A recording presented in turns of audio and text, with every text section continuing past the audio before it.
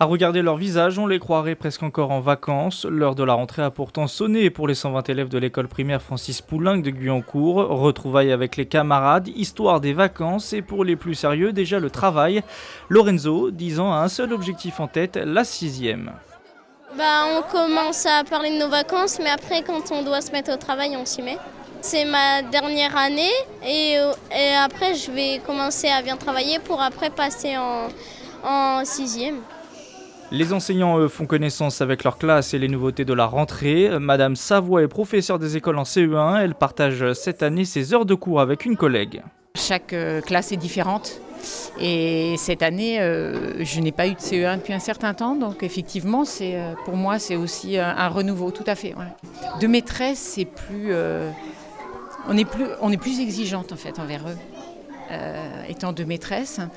Et je vois pas, pour être honnête, je vois pas d'inconvénient. La rentrée, une journée particulière également pour la directrice de l'école. Compter, gérer, dispatcher, des missions qui peuvent s'avérer compliquées lorsqu'on découvre un nouvel établissement. Ayant été déjà directrice 2 ans dans une école que je connaissais, là c'est une ville que je ne connais pas, une école que je ne connais pas, donc ça ajoute du stress. Mais j'ai été tellement bien accueillie que non, ça s'est bien passé.